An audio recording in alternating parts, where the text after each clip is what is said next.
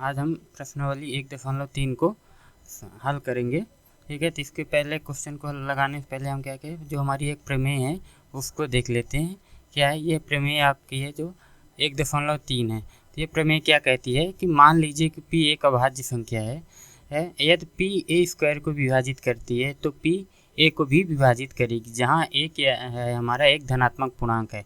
p क्या है, मान लीजिए एक अभाज्य संख्या। क्या है अभाज्य संख्या क्या होती हैं, वो संख्याएं जो या तो एक से कटती हैं या तो खुद अपने नंबर से ही कटती हैं। जैसे हमारे पास क्या आ गई, 7 आ गई। 7 एक अभाज्य संख्या, क्योंकि इसका जो हम अगर गुणनखंड करेंगे तो क्या आ जाएगा, 1 और 7 आएगी। मतलब ये एक से कटेगी या तो खुद जो अपनी संख्या है उससे ही कटेगी और दूसरे से नहीं कटेगी। तो ये सभी क्या हो जाती है, हमारी अभाज्य संख्या हो जाती है। ऐसी 5 हो गई। 5 क्या होगा, या तो उसका क्या करेगी, 1 से डिवाइड होगी या तो फिर ये 5 खुद से ही डिवाइड होगी।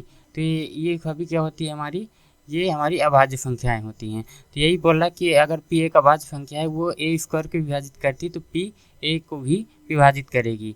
ऐसे अगर हम इसका देख लें तो क्या हो जाएगी, हमारे पास है कि मान लीजिए कि p बराबर हमने 5 ले लिया, क्योंकि 5 एक अभाज्य संख्या है। तो ये क्या बोला, a स्क्वायर को विभाजित करे। तो क्या है हमारा a स्क्वायर, क्या है हमारा, ये 5 का स्क्वायर हमने कर दिया तो 5 का स्क्वायर क्या हो जाएगा, 25। तो ये क्या p क्या करेगा, इसको डिवाइड कर देगा 5 टाइम्स। तो ये क्या आ गया, हमारा 5 आ गया। अब क्या बोल रहा कि p क्या करेगा, a को भी विभाजित कर देगा। ठीक, तो क्या हो जाएगा हमारा a, क्या हो जाएगा, a हमारा 5 है, ये 5 इस 5 को भी क्या कर देगा, विभाजित कर देगा। तो इस तरीके से क्या हो जाएगा, ये हमारा 1 आ जाएगा। तो ये क्या कर रहा है, p हमारा क्या रहा है, a स्क्वायर को भी विभाजित कर रहा है और a को भी विभाजित कर रहा है। तो यही हमारी प्रमेय है। और दूसरे क्वेश्चन भी हम जैसे देख लें, क्या है हमारा, अगर p बराबर हमने ले लिया 3, क्योंकि ये भी हमारा एक अभाज्य संख्या है। p अगर 3 हमारा है, अगर ये a स्क्वायर को कोई a स्क्वायर हम ले लें जैसे, तो जैसे हमारा हो जाएगा ये 9 हो गया। ठीक है, 9 की स्क्वायर अगर हम करें तो क्या हो जाएगा, 81 हो जाएगा। अगर ये p क्या है, a स्क्वायर को डिवाइड करे 81 को कर देगा, ये 3 2 जा 6, 3 7 जा 21।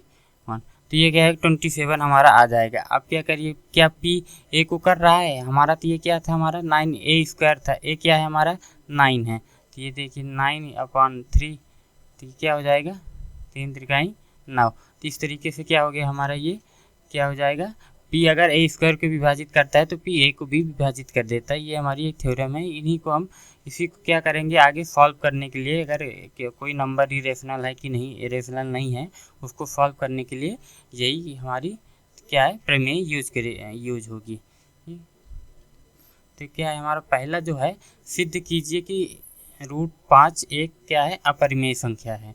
ठीक है, तो इस तरीके से क्वेश्चन को सॉल्व करने के लिए क्या करते हैं, हम क्या करते हैं, कौन सा मेथड यूज करते हैं, विरोधाभास। ठीक है, हम क्या करेंगे, विरोधाभास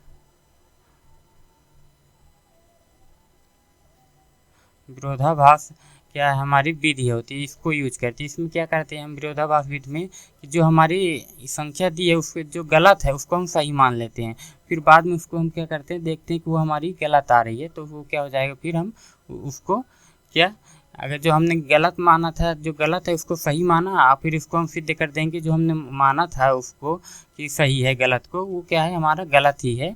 इस तरीके से वो करते हैं, सिद्ध करेंगे। तो क्या है हमारा, सिद्ध कीजिए कि √5 एक अपरिमेय संख्या है। तो हमने मान लिया क्या अपरिमेय नहीं है, वो एक परिमेय है। तो हमने क्या मान लिया कि क्या हमारा √5 एक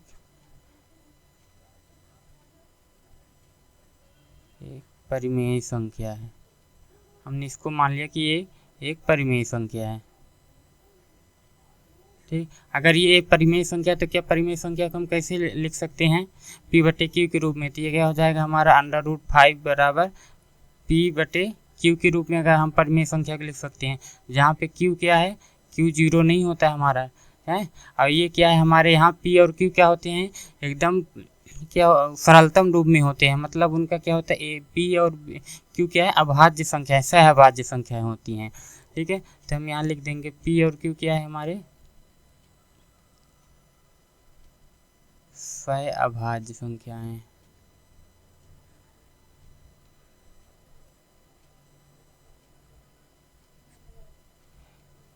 सहभाज्य अगर ये संख्याएं तो क्या हो जाएगा, इनका जो क्या गुणनखंड होगा, ठीक है, उभयनिष्ठ गुणनखंड वो सिर्फ एक होगा। तो इसलिए क्या हो जाएगा, उभयनिष्ठ गुणनखंड क्या होगा हमारा, उभयनिष्ठ गुणनखंड सिर्फ एक होना चाहिए इसका, क्योंकि अगर दो सहभाज्य संख्याएं किन्हें कहते हैं, जैसे हमारी 5 और क्या हो जाएगी 7 हो गई, इसका हम अगर गुणनखंड करें तो इसका कितना आ जाएगा, 1 और 5 आएगा, और इसका क्या हो जाएगा 1 और 7 आ जाएगा। तो इनमें उभयनिष्ठ क्या है, सिर्फ एक ही है। तो यही बोला अगर सहभाज्य संख्याएं हैं वो, तो क्या हो जाएंगे, उभयनिष्ठ गुणनखंड क्या हो जाएगा, सिर्फ एक होगा यहाँ पे। तो इस तरीके से, और दूसरी भी कोई सी भी ले ले, जैसे हम ले लें अभाज्य संख्या 11 और 13, 11 का क्या हो जाएगा 1/11, और 13 का क्या गुणनखंड हो जाएगा 1/13। तो इनमें सिर्फ कॉमन क्या है, ये हमारा 1 है।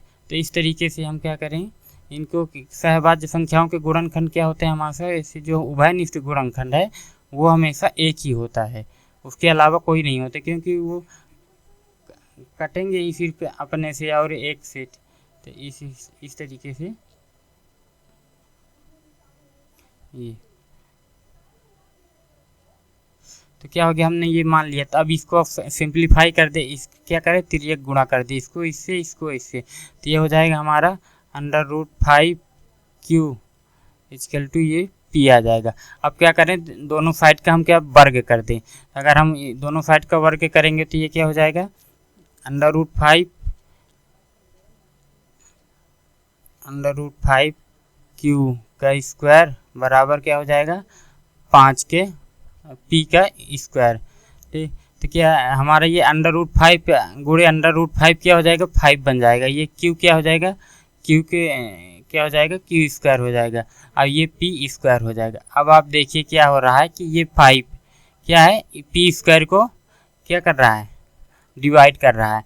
तो 5 क्या हो जाएगा, P को भी करेगा, जो हमने अभी प्रमेय अपनी देखी है 1.3 कि अगर P क्या करता है, ए स्क्वायर को विभाजित करता है तो P ए को भी विभाजित करेगा। तो यहाँ पे हम लिखेंगे, क्योंकि 5P स्क्वायर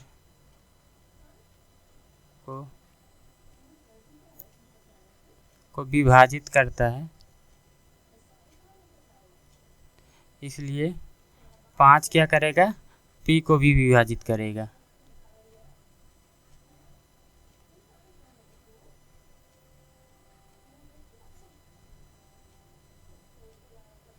ये हमारा हो गया। अब हम इसको कैसे लिखते, 5 का P, अगर P को अगर तो हमने मान लिया कि इसको किस तरीके से लिख ले हम, P इक्वल टू 5C, इस तरीके से हमने मान लिया ये, ठीक है। तो अब हमारा ये समीकरण 1 मान ली इसको, तब क्या P की वैल्यू हम यहाँ पे रख दें, ठीक है। तो क्या हो जाएगा, अगर हम यहाँ पे P की वैल्यू रख दें तो क्या आ जाएगा, √5Q इक्वल टू हमारा आ जाएगा, P की जगह हम क्या लिख दें 5C, तो ये क्या हो जाएगा 5C। अब दोनों साइड के फिर से हम क्या करें, ये वर्ग कर लें, तो ये हमारा क्या हो जाएगा, √5 क्या हो जाएगा हमारा, कितना हो जाएगा 5 हो जाएगा, और ये Q कितना हो जाएगा, Q स्क्वायर हो जाएगा। इधर क्या हो जाएगा हमारा, P की जगह 5, ये कितना हो जाएगा 5 का, इसका भी स्क्वायर रहेगा, तो क्या हो जाएगा 5 का स्क्वायर 25 हो जाएगा, और इसका कितना C का C स्क्वायर हो जाएगा। तो हमारा ये आ गया। अब इसको सॉल्व कर लीजिए, 5 एकम 5 पचम 25, तो ये कितना आ जाएगा हमारा,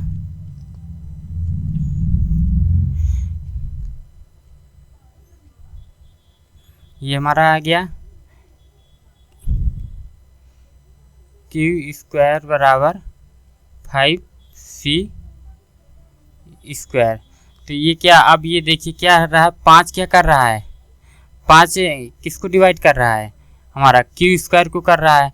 तो क्या हो जाएगा 5Q को भी करेगा, क्योंकि 5Q स्क्वायर को विभाजित करता है,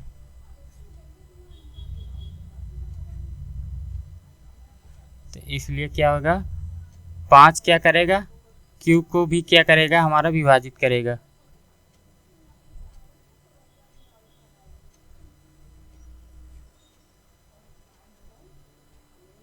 ठीक है। अब इसको अगर ये 5 क्यू कर रहा है, जैसे हमने यहाँ लिखा था 5 पी कर रहा, तो पी इक्वल टू 5 सी लिख लिया था। यहाँ पे हम क्या लिख ले, क्यू इक्वल टू सी ना लिख के 5 क्या कर ले, डी लिख लें, ठीक है। तो ये हो गया हमारा 5D। तो ये हो गया हमारा समीकरण ए, हम इसको मान लें, इसको मान लें हम बी। तो अब ये क्या, अब ये देखिए यहाँ पे क्या हो जाएगा हमारा,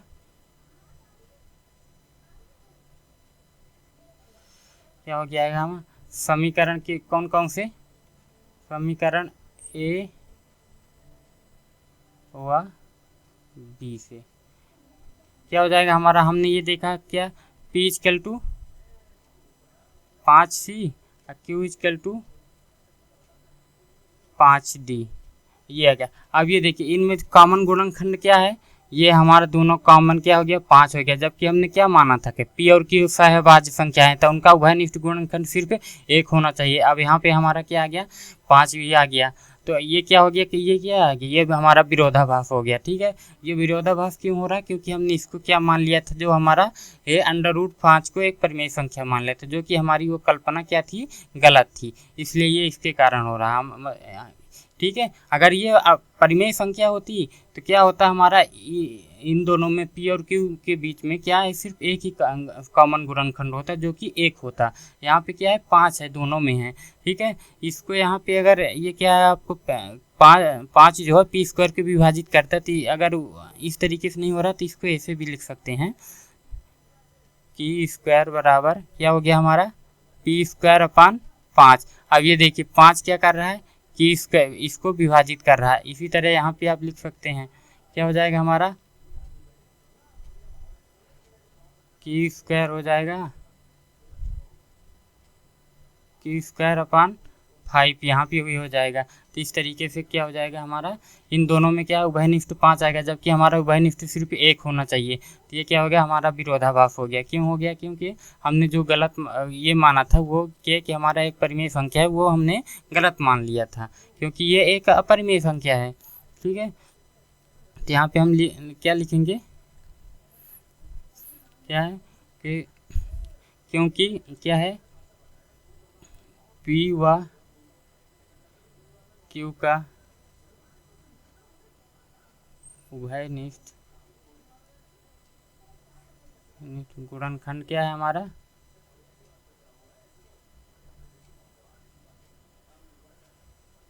5 है, जो कि विरोधाभास कर रहा है, जो कि विरोधाभास है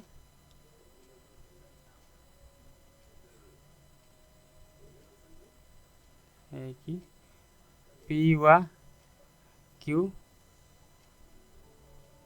सहअभाज्य संख्याएं हैं,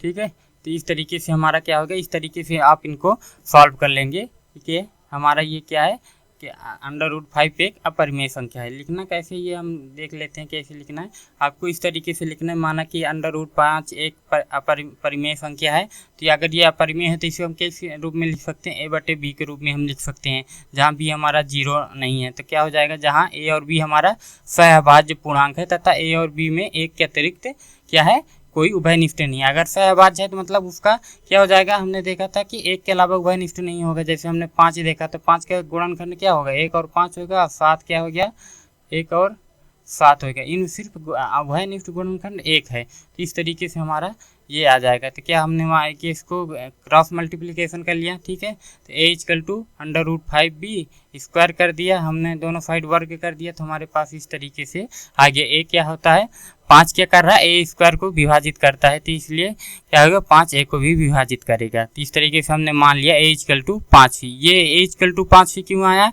क्योंकि क्या आ रहा है, 5 A को विभाजित कर रहा है। तो मतलब क्या होगा, जैसे अगर हमारे पास 15 है, 15 अगर 3 × 5 लिखा है, तो मतलब 3 क्या करेगा, 5 को भी विभाजित करेगा और 5 भी क्या करेगा 15 को विभाजित करेगा, 3 भी 15 को और 5 भी 15 को। तो हम इस तरीके से ये मान लिए कि ये यहाँ पे ये क्या है कोई संख्या है, मगर ये क्या है 5 क्या है ये वाली संख्या आ गई हमारी। ये क्या कोई सी पूर्णांक है, यहाँ पे हम कोई भी लिख देंगे। यहाँ पे अगर चाहे तो आप लिख लीजिए कि सी क्या है कोई भी पूर्णांक है, ठीक है। तो ये करके इस तरीके से हमने क्या समीकरण एक हम इसको मान लिया, इसमें क्या कर दिया हमने क्या है हमने समीकरण एक में ए का मान रखने पर तो हमारे पास क्या आ गया,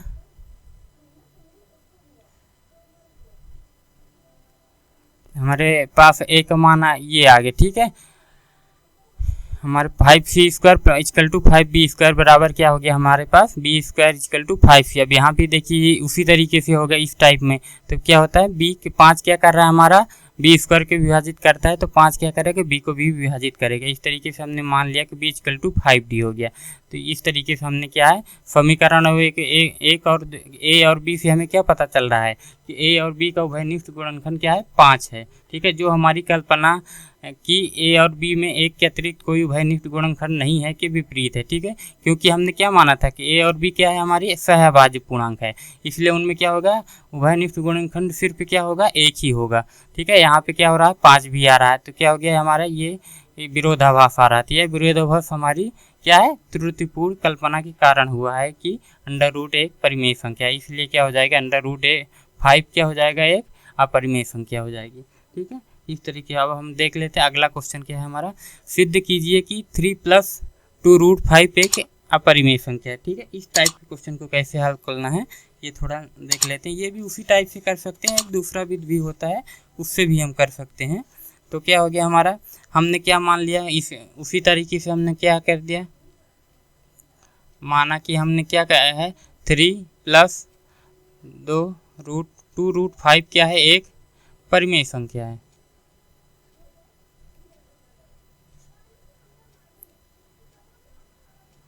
अगर ये परिमेय संख्या है तो क्या हो जाएगा ये 3 + 2√5 इक्वल टू हम लिख सकते हैं इसको a/b या तो p/q के रूप में लिख सकते हैं, ठीक है।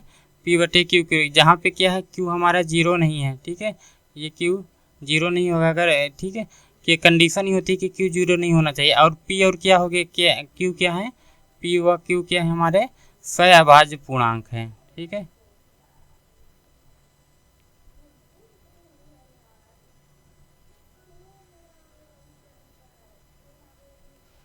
सहअभाज्य पूर्णांक अगर p और q सहअभाज्य पूर्णांक है तो इनका क्या हो जाएगा कि उभयनिष्ठ गुणनखंड सिर्फ क्या हो जाएगा एक होगा, ठीक है।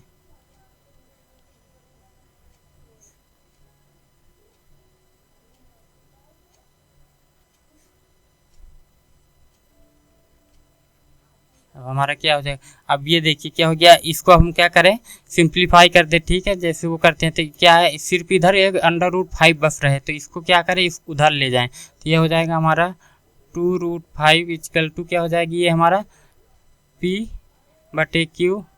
ये धन इधर जाएगा, ये प्लस में है तो इधर जाएगा तो क्या हो जाएगा माइनस में हो जाएगा, तो ये हमारा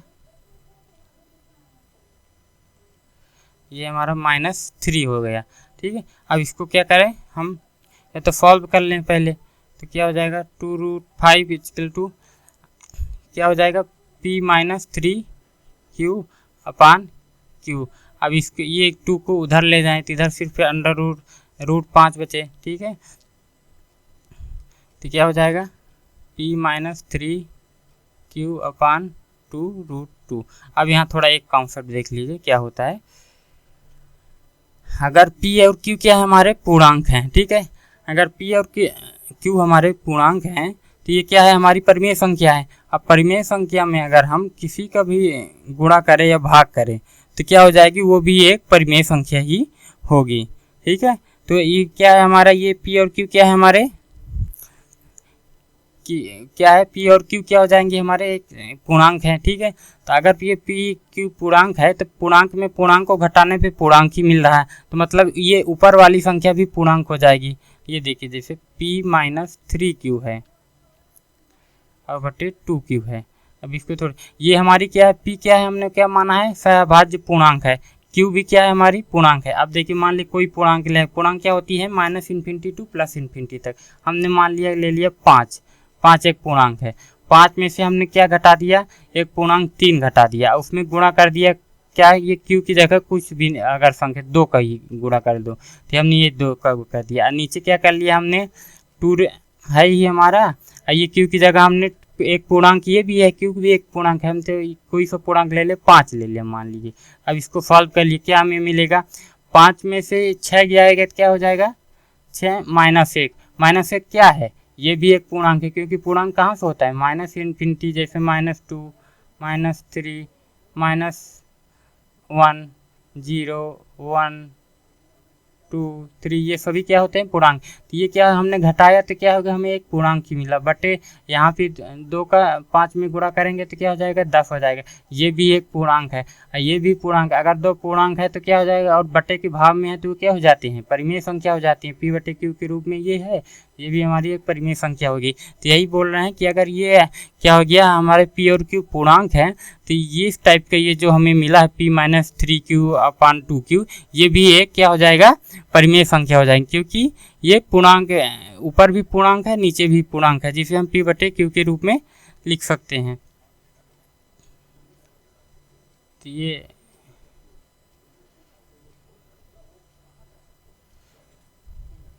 ये थोड़ा सा देखिए, ये कॉन्सेप्ट थोड़ा बताना था इसीलिए। तो ये क्या हो जाएगा हमारा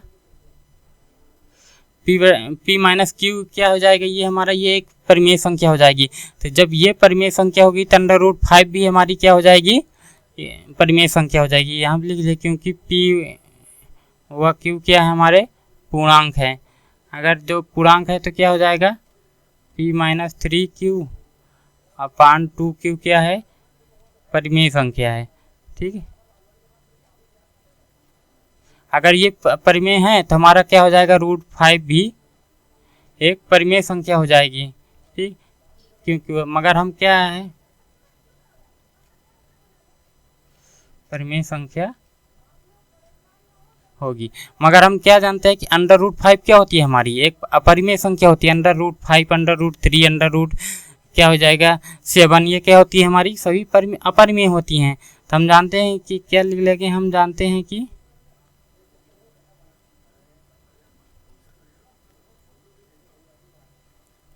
√5 क्या है एक अपरिमेय संख्या है।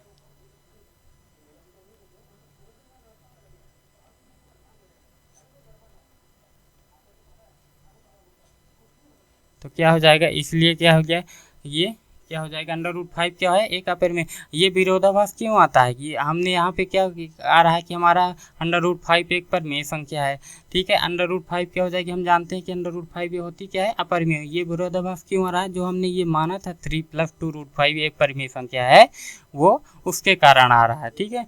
तो इस तरीके से हम लिखेंगे कि ये विरोधाभास क्यों आ रहा है, क्योंकि जो हमने माना था हमारी त्रुटिपूर्ण कल्पना के कारण कि 3 + 2√5 क्या है एक परिमेय संख्या, उसके कारण है। इसलिए क्या लिखेंगे हम 3 + 2√5 एक अपरिमेय संख्या होगी, ठीक है। इस तरीके से ये वाला अगर इस टाइप का कोई क्वेश्चन आता है 3+ या कुछ करके a+ टाइप में आता है a+b√c इस टाइप का कोई क्वेश्चन आता है इसको इस तरीके से करेंगे तो जल्दी हो जाएगा, ठीक है।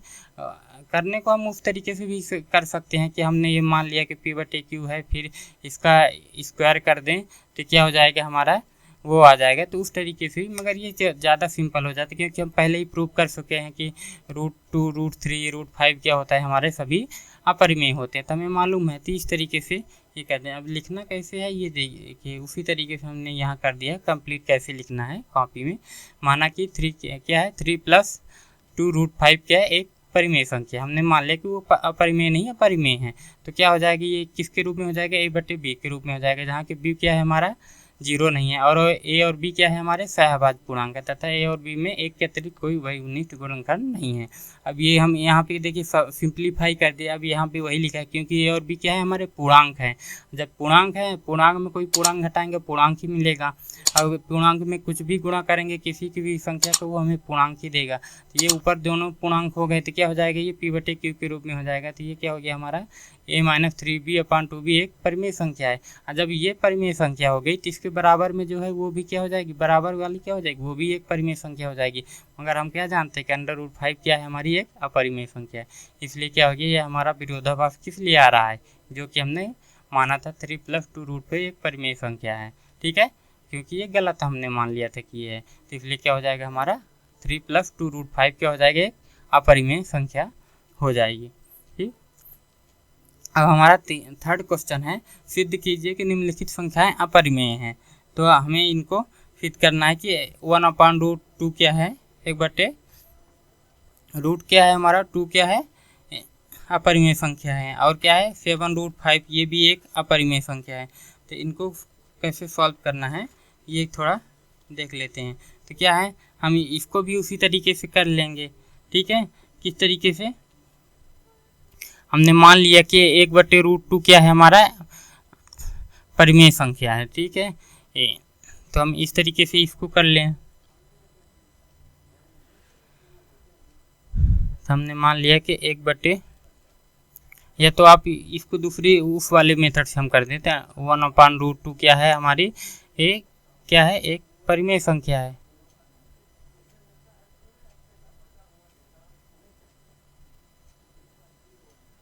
ठीक है, ये 1/√2 क्या है हमारी, ठीक, एक परिमेय संख्या है। ठीक है, तो अब इसको हम क्या कर रहे हैं, इसको किस तरीके से लिख सकते हैं, 1/√2 इक्वल टू क्या हो जाएगा हमारा, क्या हो जाएगा, P/Q के रूप में हो जाएगा। जहाँ पे Q क्या है हमारा 0 नहीं है। ठीक है, अब P और Q क्या है हमारे, क्या है सहअभाज्य, क्या है पूर्णांक है। ठीक है, इसको आप लिख लीजिएगा जैसे लैंग्वेज पहले क्वेश्चन में लिखा था, P/Q क्या है हमारे सहअभाज्य संख्याएं हैं। तो क्या हो जाएगा, हमने इसको मान लीजिए, तो अब क्या कर दीजिए आप, क्रॉस मल्टीप्लिकेशन कर दीजिए, इधर भी उधर भी। तो हम क्या कर दें, तो ये हमारा आ जाएगा Q = √2P। अब क्या कर दें, हम वर्ग कर दें, तो वर्ग करने पे क्या हो जाएगा, दोनों साइड का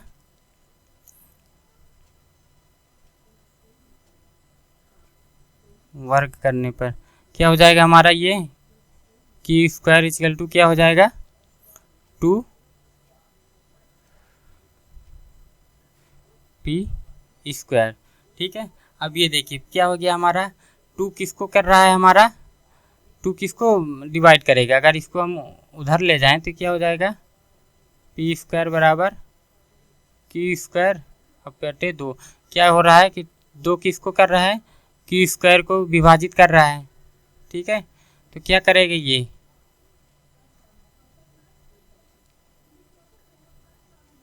तो इसलिए क्या हो जाएगा हमारा 2 Q को भी क्या करेगा, विभाजित करेगा, क्योंकि 2 क्या है हमारा एक क्या है, अभाज्य संख्या है।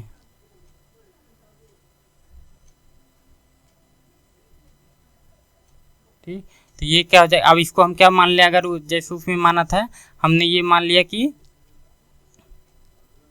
Q = क्या हो जाएगा हमारा, ये हमने 5C मान लिया। ठीक है, C मान लिया, तो Q = 5C हो गया ये हमारा, ये हमने इसको A दे दिया।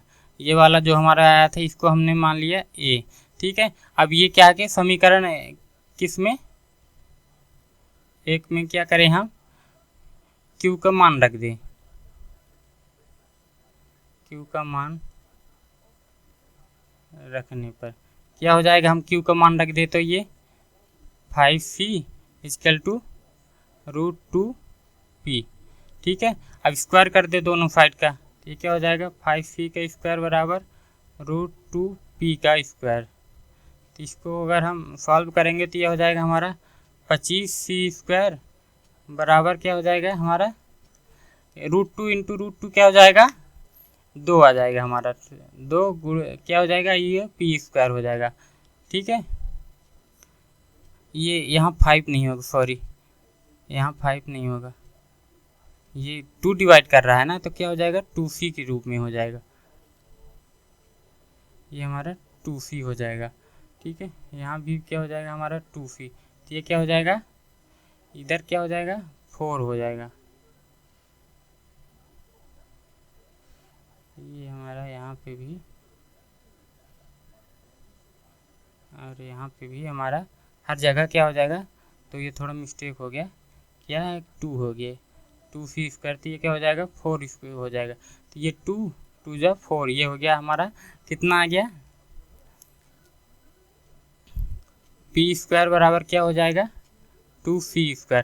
अब ये देखिए 2 क्या कर रहा है, किसको, इसको डिवाइड करेगा। अगर उस टाइप में अगर लिखे तो क्या हो जाएगा c² बराबर p²/2। तो क्या कर रहा है 2p² को क्या कर रहा है, को विभाजित करता है।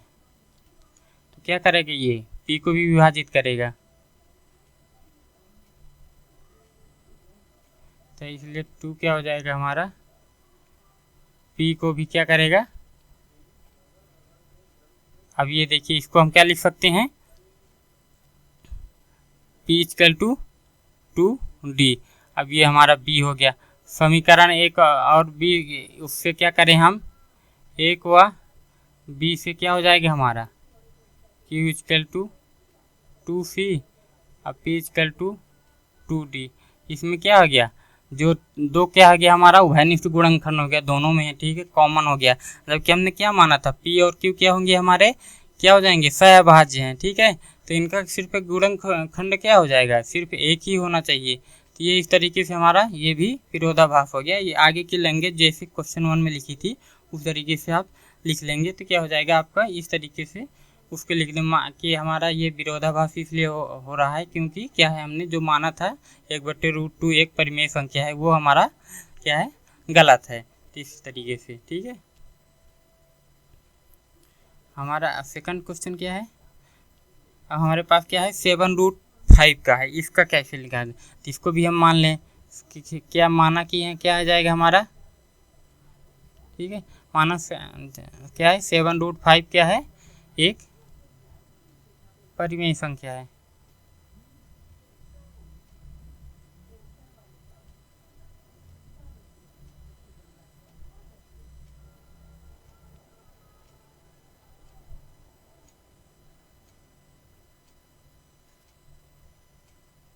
अगर ये एक परिमेय संख्या है तो क्या हो जाएगा, हम इसको कैसे लिख सकते हैं, 7√5 = बराबर क्या हो जाएगा हमारा p/q के रूप में लिख सकते हैं। और जहाँ पे q क्या है, 0 नहीं है, और p और q क्या है कि सहअभाज्य संख्याएं हैं।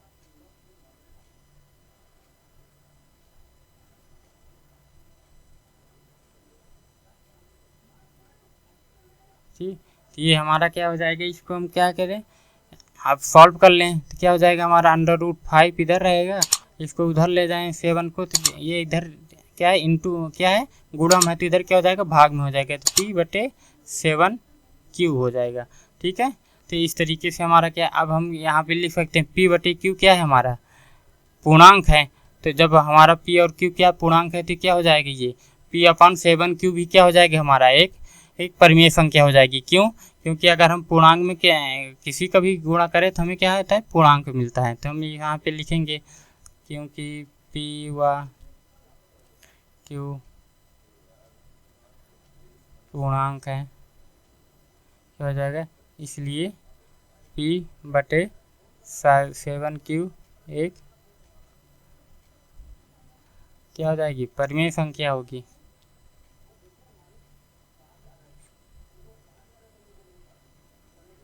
ठीक है, क्या होता है परिमेय संख्या के क्या होता है कि p, जिसे हम p/q के रूप में लिख सकते हैं, और p और q क्यों हमारे चाहिए होने चाहिए, सिर्फ कंडीशन क्या है कि दोनों क्या होने, पूर्णांक होने चाहिए। तो यहाँ पे ये भी पूर्णांक है और ये भी है p/q के रूप में, तो मतलब ये क्या होगी हमारी एक परिमेय संख्या हो जाएगी। अब जब ये परिमेय संख्या होगी तो √5 भी क्या हो जाएगा हमारा परिमेय संख्या हो जाएगा, ठीक है, √5 भी क्या है परिमेय संख्या हो जाएगी। अब जब √5 भी हमारी एक परिमेय संख्या हो गई, ठीक है, मगर हम क्या जानते हैं कि √5 क्या है, एक अपरिमेय संख्या है, ठीक है, क्योंकि हमने पहले भी प्रूव किया है। तो इसलिए क्या हो जाएगा, हम लिखेंगे, इसलिए यह विरोधाभास जो हमारा आ रहा है, जो हमारा ये विरोधाभास होता है वो क्यों हो रहा था, जो हमने त्रुटिपूर्ण कल्पना की है कि 7 रूट क्या है 5 क्या है हमारा इसका 7√5 क्या है एक परिमेय संख्या, उसके कारण है। इसलिए क्या लिखेंगे हम बाद में, इसलिए 7√5 क्या है एक अपरिमेय संख्या है। इस तरीके से जो हमने सेकंड क्वेश्चन में लैंग्वेज लिखी थी, इसके आगे उसी तरीके से पूरा लिखना है। इसको बस यहाँ तक इस तरह करना है, बाकी सब में वही, बस यहाँ पे ये चेंज कर देना है वहाँ पे, जो कि जो ना है इसको लिख देना है इस नंबर को और इसको लिख देना है, और बाकी सब वही रहेगा। ठीक है, इस तरीके से। अब हम नेक्स्ट क्वेश्चन देख लीजिए, हमारा क्या है 6 + √2। ये क्या हो जाएगा हमारा जो सेकंड क्वेश्चन था उसी तरीके से हो जाएगा कि मान लिया कि हमने क्या है ये 7 + √2 एक परिमेय संख्या है।